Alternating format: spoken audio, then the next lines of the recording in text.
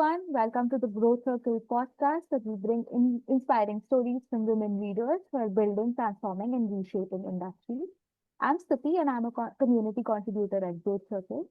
Today we have a very special guest with us, Maria Stefanoni, a leader at Johnson & Johnson and the co-founder of SHEpharma, a fast-growing community empowering women and young professionals in the pharmaceutical space.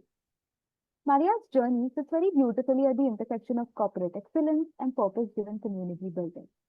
Today, we'll talk about her career path, what inspired She Pharma, the realities of balancing a demanding role with a passion project, and her vision for the women in pharma. So, welcome to the conversation, Maria. Super, super nice to have you over here. Maybe we could start by you giving a quick introduction about yourself and your journey so far. Yes, thank you so much for having me. It's a pleasure to join this initiative. So first of all, I'm Italian, so I'm based in Italy at the moment, even if I move around quite a lot, especially around Europe. I have a background in marketing in different sectors, and then I did an MBA at ESADE Business School in Spain. And with that, I was able to enter into the pharmaceutical industry where I am at the moment. I've been working in this industry for around 7-8 years, and I had the opportunity to work both at a country level in Italy and in Spain, as well as at an international level, mainly in marketing or business development roles. And at the moment, I work in Johnson & Johnson Innovative Medicine in Italy. The office is based in Milan. And there I lead the early products, precision medicine, and mature products strategy. That's incredible to hear. And you mentioned that your journey spans around 7-8 years in the pharmaceutical industry. So maybe talk a little bit about what were some of the early experiences that shaped your entry into the industry and then eventually led you to where you are today. Yes, so I think to enter, for me, it was fundamental, the MBA I briefly mentioned before, because it gave me first of all, the opportunity to know the sectors, because during the MBA, we had many companies coming in campus, presenting and getting in contact. I had colleagues coming from the pharmaceutical sector, so that was also a good way to better understand the sector. So first of all, I would say the MBA and the experience I got through the MBA. For instance, I entered J&J through a post-MBA program. But I think it was as equally important also my motivation. I wanted really to work in a sector where I could have an impact in people's life. And that's what the pharmaceutical gave me. And the last one, which is probably the most useful advice to others as well, is to try to find your entrance door, right? Because, for instance, for me, I had a lot of experience in digital marketing, and that was my entrance door to the sector. So it was something where I could contribute to the sector, even if I didn't have experience in the sector yet. So I think especially if you are coming from another sector or you are more junior, sometimes that's the important part. So understanding where your profile fit within the industry and where you can bring value, even if you do not necessarily have experience in that specific sector. That's very interestingly put because a lot of the times I think a lot of us sort of are at this crossroad of discovering a new industry. But because you feel completely alien to it, you don't know where your skill set could fit in. But like you said, you thought about digital marketing and how that could sort of fit into the pharma space, and then you found your own niche. So that's really inspiring to hear. I know that you also have an entrepreneurial venture that you ran, which is SHEpharma. So maybe you could talk a little bit about that. What was the motivation to build that, and what got you started? Yeah, so I founded SHEpharma together with two other co-founders that I'd like to mention, Patricia Rebello and Nuria Masriera. And I think the reason why the objective of SHEpharma is to empower women in the industry, especially younger talents. And I think the reasons that is behind is related to personal experience, but also to figures of the industry. So on one side, if we look at the figures, we know the number in Spain because SHEpharma is based in Spain. There are around half of the employees in the pharma sector are women, but only like 25% reach a GM role. Before, when we started, it was even slightly lower, around 20%. Now it's 25%, so which is good, is showing a growing trend. But still, it is quite impressive to see that if you have half of the people working in the industry that are women, only then 1 out of 4 reach the top, right? And this, of course, is reflected also in personal experiences. That goes from not having role models inside the company when you start, or like I remember talking with other and saying I was in a meeting and I was the only woman, right? So not necessarily experience that you have in directly, but sometimes even experience of others, right? Because then it really depends a lot, and there are varieties based on the company you work on, the country you work on, right? So, but I think overall, if we look at the figures, they say a story that we cannot ignore. And that's why we decided to launch this initiative. And then, of course, each one of the co-founder had a personal experience, but I think it goes beyond that. It really goes towards the idea and the desire to try to change things, and like being able to hear stories, to have role models, to inspire the new younger generations and also our generation, because we still have a lot of years of work in the industry, right? Yeah, and when you mention about all of this, the only thing that comes to my mind is the glass ceiling. And in often times, the glass ceiling and the challenges that you need to sort of undertake to break the glass ceiling are obvious. But in some instances, it's not even obvious because women don't speak about it as often, or it is invisible in a lot of ways. It's incredible that Pharma as a community is building to have more voices represented in the industry and be able to bridge that gap. With that, I also want to understand, with this vision that you carried of inspiring more women to reach a GM role, what were some of the challenges that you faced in the early days of building the community? And also, how did you manage this alongside a full-time role at GMG? So the challenge is right that we face creating the. So I think we were quite lucky, to be honest, because we found the support of ESADE alumni when we launched. ESADE alumni is the alumni community of ESADE, which is the school where both me, Patricia, and Nuria studied. So we, of course, at the beginning, we had to present a project, the ideas, we had to discuss with them, but they were quite supportive from the very beginning, and we were able to get the space, which was the most difficult part, right? And also a collaboration with a prestigious business school that helped. We also, which I think is very important, we found a very positive network of other organizations in Spain that were willing to partner and connect and unite strength together. And I think that was something that was really important because we help each other give visibility. So I think this is an important learning. Not try to do things alone, always try to work with the ecosystem around us, try to work with others that have a similar purpose. And that was another thing that helped a lot. And then I think we did quite a good work leveraging social medias. So we were able to create an omni-channel experience, if we want to say so. So we had physical events, mainly in Spain, but we also had quite an active presence on LinkedIn, especially also in other social network, but mainly LinkedIn, which is the professional network, so it made sense. And we leveraged the content that we were creating in the events, the messages that the speaker were given.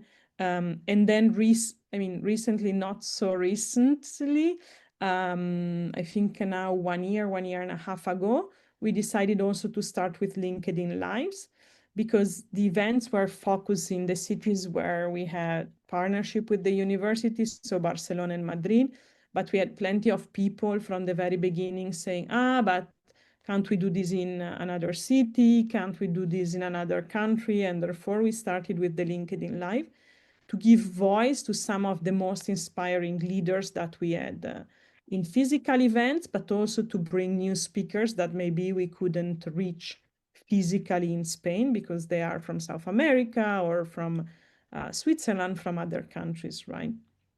So I would say these were the initial challenges we had and how we overcome them.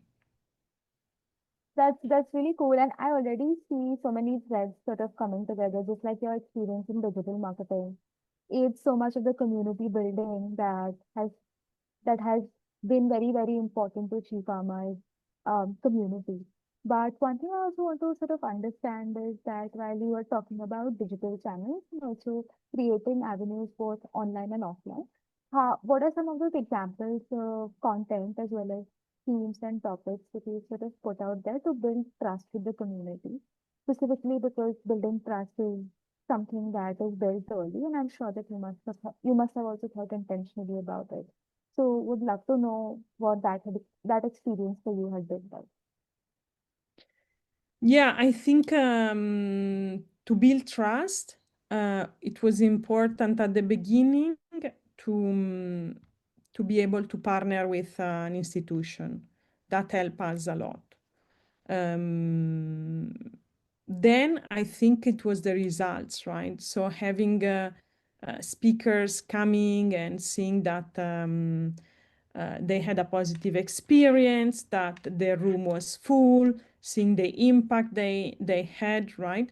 So I think this help a lot in creating trust and in building the communities over the years, because now it's almost 3 years that we have founded SHEpharma. We have arrived to 4,000 members of the community in LinkedIn. The recent event we did in November, we had the auditorium full. So, I mean, I think is definitely at the beginning the partnership help, but overall I think showing that you're doing a good work, that you put your soul into it, and showing that in the end also for the speaker, seeing that they have an impact, a real impact, and seeing the people after the event that um, they give a positive, not only a positive feedback, but even to me, I had people saying, this event made me reflected, what that speaker said. I'm gonna approach work on Monday in a different way. So I think as we saw this impact, I think also for the speaker and the wider community, it helped. Got it. I think that's super incredible, especially such a big milestone, which is 3 years. Um, I think that it is just testament to the continued growth as well as the journey so far. I also want to sort of, I know that you spoke about it briefly, but I also wanted to touch upon whether there is one story or experience that stands out for you as most memorable, of how SHEpharma has made an impact on a person, and if you'd like to share that. Yeah, to be honest, I don't have on one story only, but I can tell you I think that I've seen consistently along this year of experience, which is the humility of the majority of senior leaders that are then also inspiring senior leaders. So the humility to stay humble, be willing to learn, be willing to listen, and be willing especially to share their learning and dedicate time to others, right? So this is something that at the beginning, I mean, of course, I've been used to senior leader in my organization, But with SHEpharma, I've been exposed to many more senior leaders than the ones I normally would have been exposed into my normal job, right? And I think this is something that stood out during the years. Because usually how we choose the speakers, because sometimes we don't know them directly, is usually for references. The pharmaceutical sector is not super huge. So we tend to ask someone we know that knows the leader. We try not to invite blindly because we want someone who really represents our value of equality and our value of women empowerment, right? So I think more than a story is the people I met. And then also the people I met on the other side, so attendees of the events or younger people that have listened even to LinkedIn Lives that we organize. So see how they were inspired, or how there were people even that I knew came to the event and said, look, I had never thought about this. I'm really gonna make a change in the way I work or I behave, etc. Right? So I had people that didn't have mentor that started looking for mentoring. So for me, more than one story is a series of stories, people I met, and the impact I think that was or on me from the speakers or from the events to the audience. Yeah, and I think collaboration and sort of sharing openly has always been the theme of the community, I think. Even when you spoke about the inception of Pharma, it sort of arose from that vision of being able to learn as well as learn more collaboratively. So just to see that the experiences that you're seeing from the community are also building a testament to that is very, very incredible.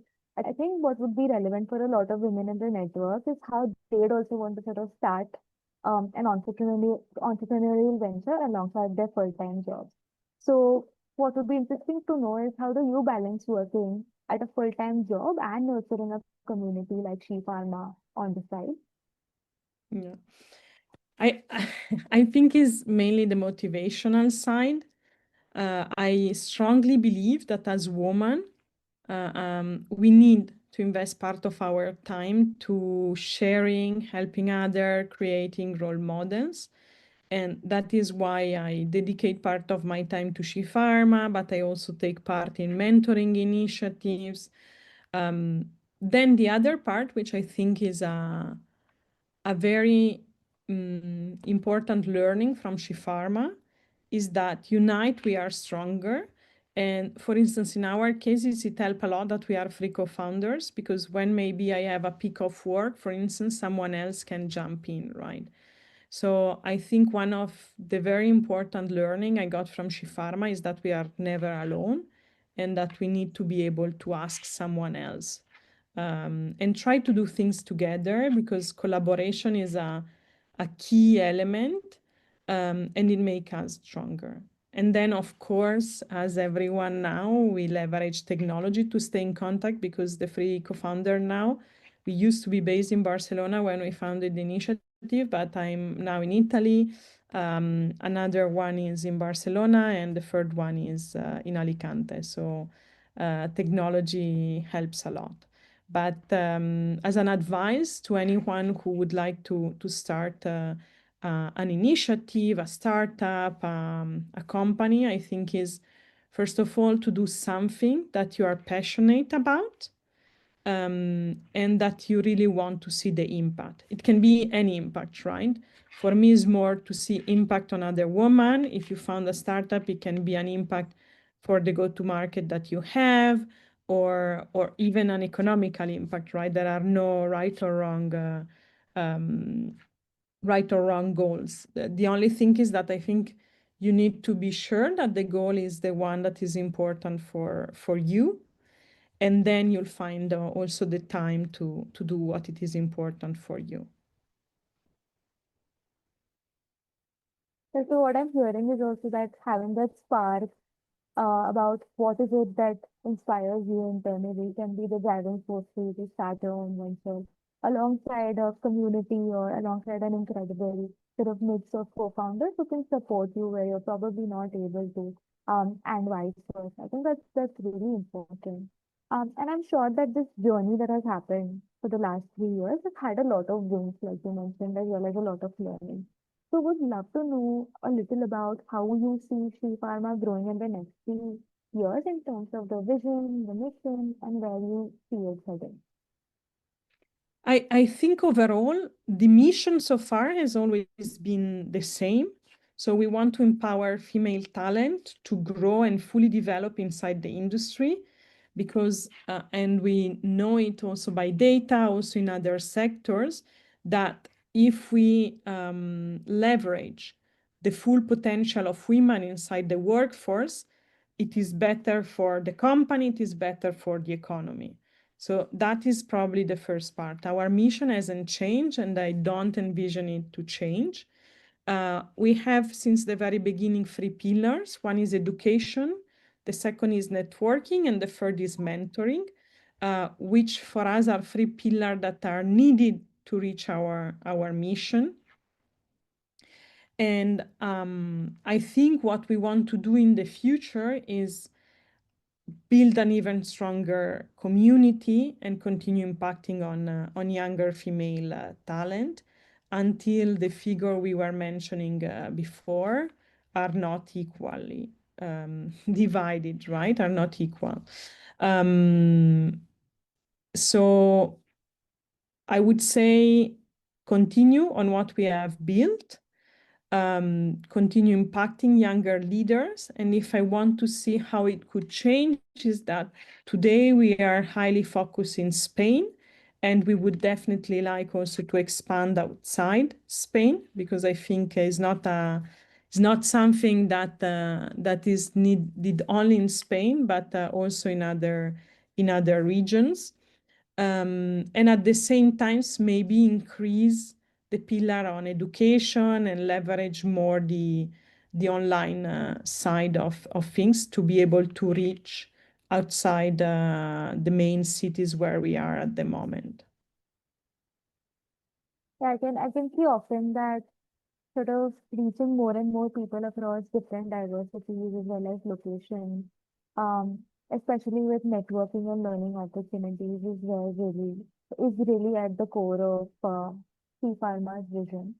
I also wanted to know a little about something you touched briefly in your answer, which is that the mission is to be able to sort of reduce that gap. Now, specifically talking about the larger pharma industry, how do you envision that more and more women leadership roles will change the industry in the next decade or so? And what sort of positive change will it bring about? So I think even in the small years that I'm working on SHEpharma, I have already seen a change. And even in my years in the industry, I've seen a change. So there are more and more women that are getting general manager roles. There are more and more women that are in the board. We have seen in the latest year in some countries where there are even laws where the board need to be equally divided between female and male representatives, right? So we are in a society where there is an evolution, there is a change. I think besides this, what we as women can do is to be willing to share our experience and spend time to rise others. And even there, I think I'm seeing more and more people doing it.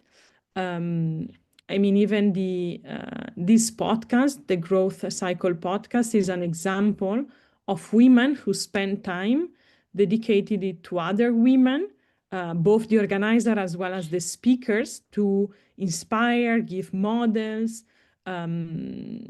So I think this, plus one other important part, which for me has been transformational during my career, which is mentorship.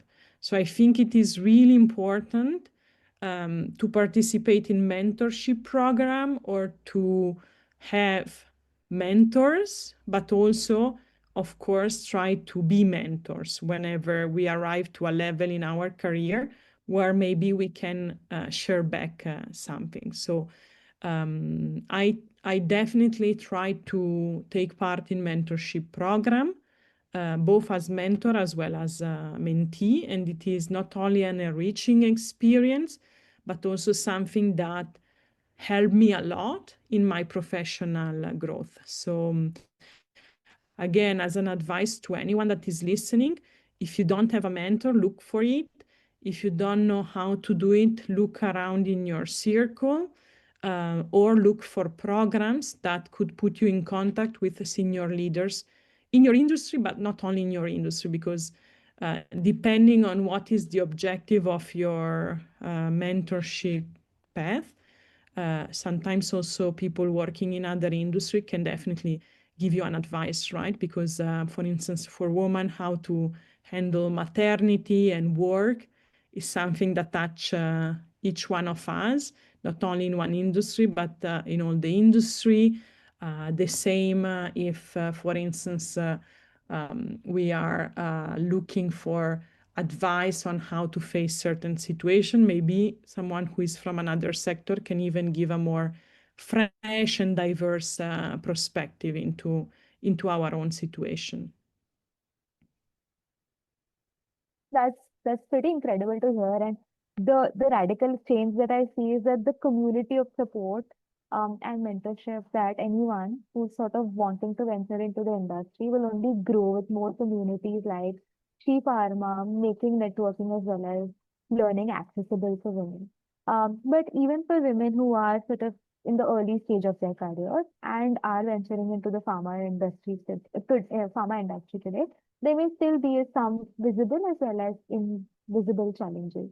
So, what mindset do you think is very essential for them as internal work that will help them navigate the industry a little smoother?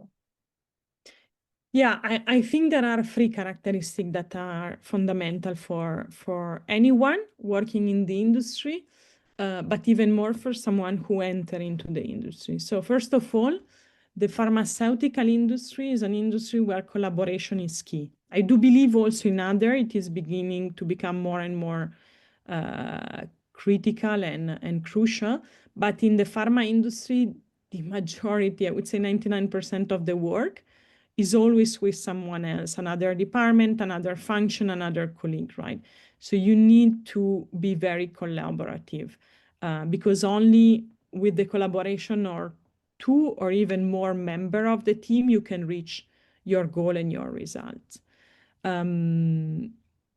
With, of course, all the things that collaboration involves, right? Because you need to be able to listen to the others, you need to be able to build on what others are saying and not trying to show only your vision and do not bring in what others also are thinking. So this is for me the first and the most important one. But I would also say, especially for younger women, to be vocal, because sometimes we tend to be more shy, we tend not to make our voice hear. Maybe if our idea has already been said, we just don't express our opinion. And that part is important because when we are in a meeting, if we don't speak, people don't see us. If we don't express our opinion, even if maybe somebody else already said what we thought, they don't know what we are thinking, right? And this is, I think, a mistake that often, unfortunately, women does, not only women, but that we often do. And in that case, also, as senior leaders, what we can do is to try to involve everyone that is in the room, even the ones that are not speaking, and proactively asking. But as a younger person entering into the industry, this would be my advice. But at the same time, in the third characteristic that I think is key is being humble. I mentioned it before for the senior leaders, right? For the GM that came speaking at the events. But I think this is something very important because staying humble means, as I said, that you listen, that you think that you need to learn something new every day. So you put yourself into discussion every day if you stay humble. which doesn't mean not knowing who you are or your strength. That is a fundamental part. But you need to stay humble, listen to the rest of the organization, and also being able to challenge your thought and being able to continue training yourself to learn new things. So this would be my free advice: collaboration, being vocal, but also staying humble. That's a very interesting combination, and more often than not, most women need a reminder to be more vocal and make their voice heard. So I think that's something that we constantly need to be reminded of. And what I really found compelling was the fact that you mentioned that senior leaders also need to be actively making that space for other women to voice their opinions if they're not able to do so naturally, which I think is also a very, very important takeaway for folks listening. Our first question is, what is that one word that describes your journey so far? I would say growth. The growth I had during this journey, but also the growth we generated into other people with SHEpharma. Okay, that's awesome. And what is one misconception about women in pharma that you want to break? I'm not sure it's a misconception, but it's definitely a barrier we put to ourselves.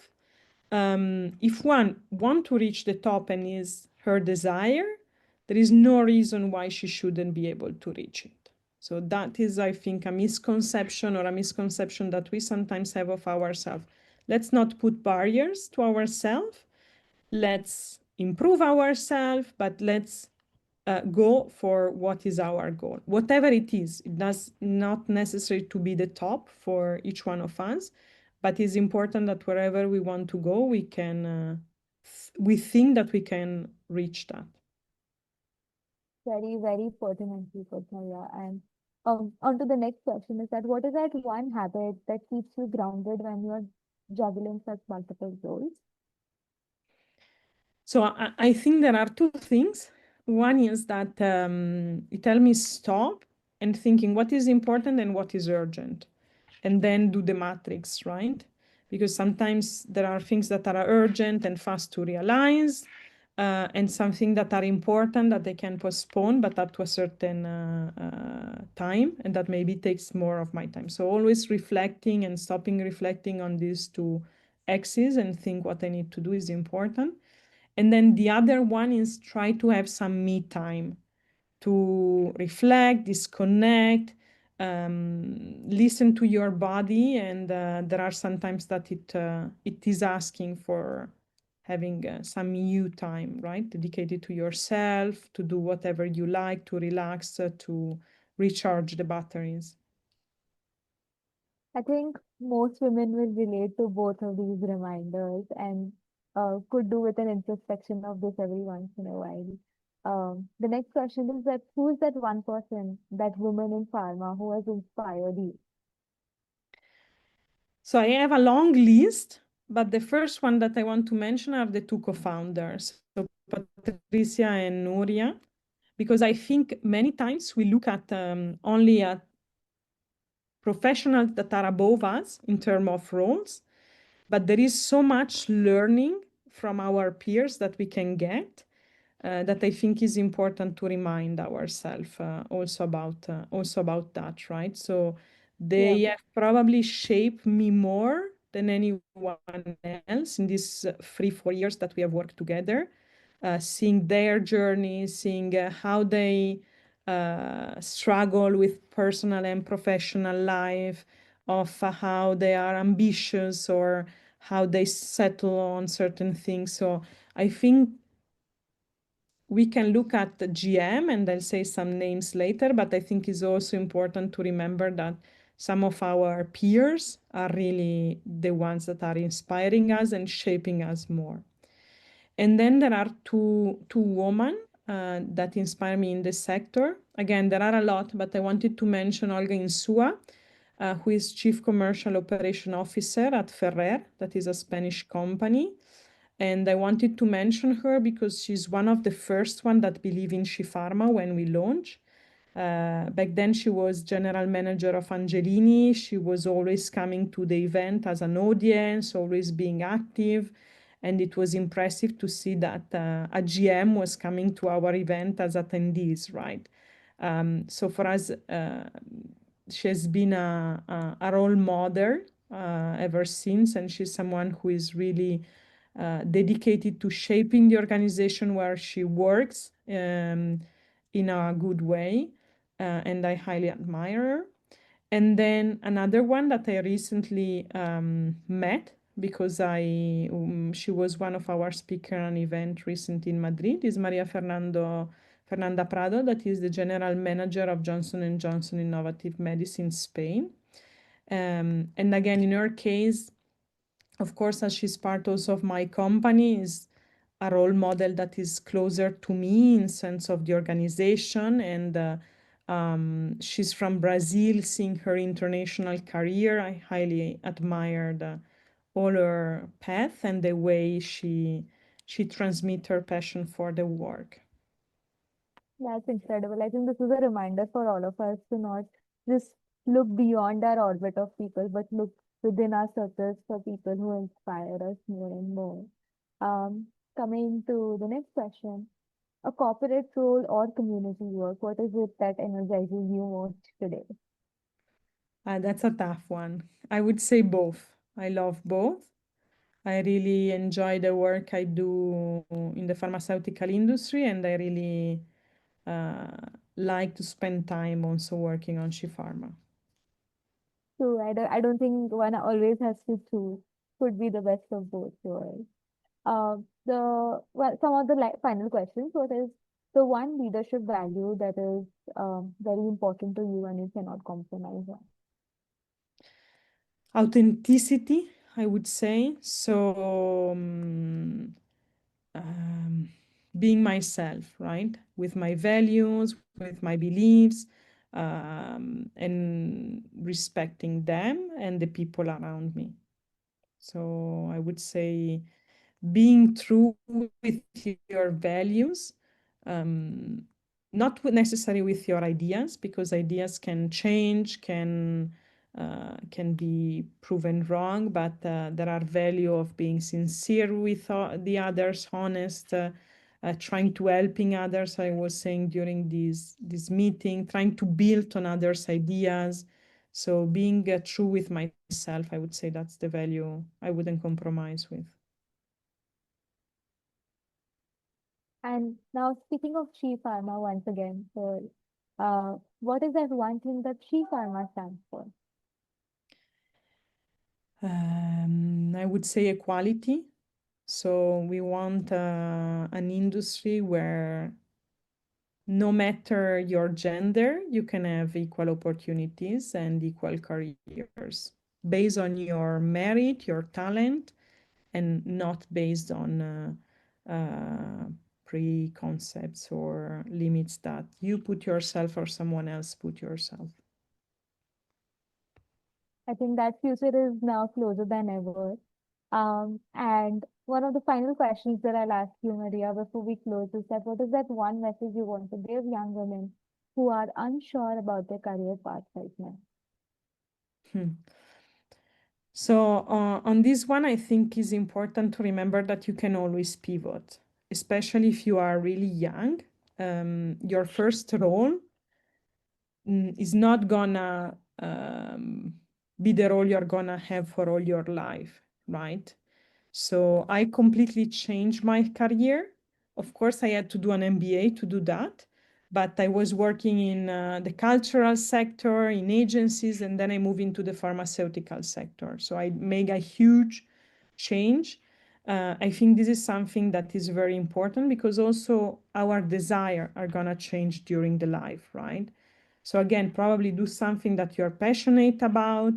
If possible, try to choose a big company because, of course, there are going to be more opportunities.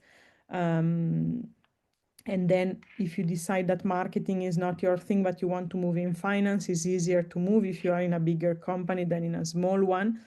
But I think, especially at the very beginning, the most important thing is get experience, some experience of what you want to do. and then remember that you can always change if your desire is changing, right? Which is what happened to me. So I think in that case, I'm a very good example that you can always pivot your career. I think that's a very pertinent reminder for all of us. And I myself have pivoted my career around a year ago. So I think I really relate to that advice. With that, we close the rapid fire. Thank you for playing along, Maria. I think the all the answers are very, very interesting to listen to. One of the two questions that I wanted to sort of ask you, one of them that you might have already touched upon is that if you had to give one advice to someone who wants to start their next venture or project today, what is one advice that you would give them? Choose something that you're passionate for and enjoy see the impact.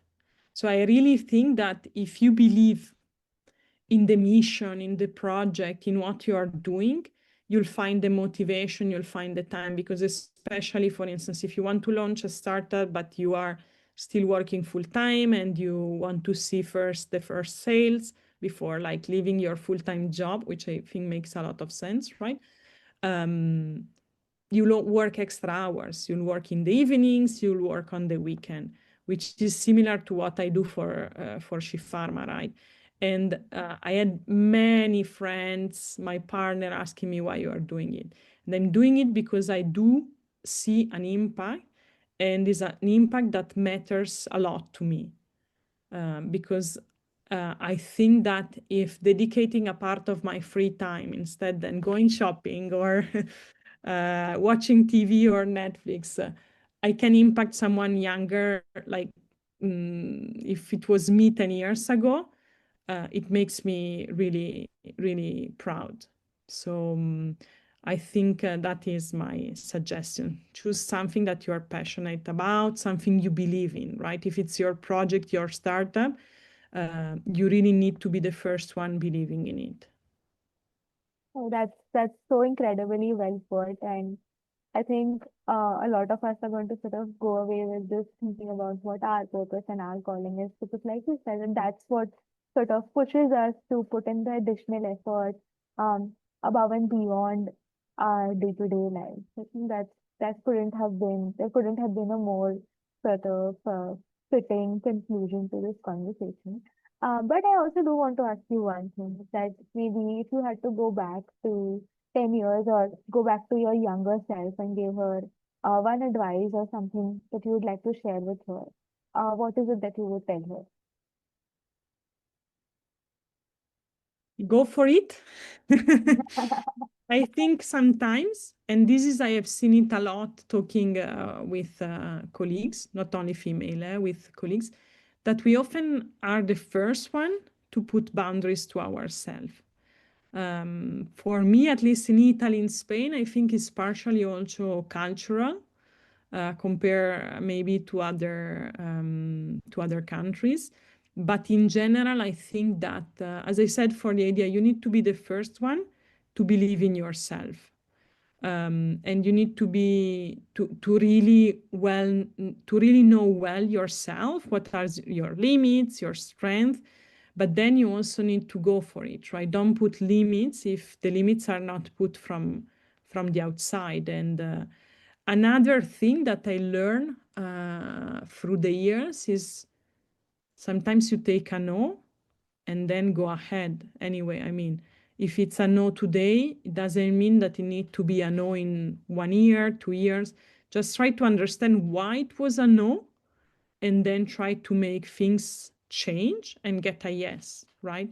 I'm not saying that the no is necessarily not right in that moment, but maybe if you really want, like, let's say it's a promotion, right? If you really want that promotion and you didn't get it the first time, it doesn't mean that the second or the third time you'll not get it. The important is to understand why you didn't get it in the first time, and then try to work on yourself, on what didn't work, on what you didn't do well enough, and try to change the things so that that thing become a yes. And I've seen, I live it, and I think that is super important to be to believe in yourself and be consistent, knowing what you want and go for it. So that is probably the advice I would give to my younger self. Don't put limit to yourself. Let's wait for the others to put limit on you. And then once you get a no, work to make it become a yes.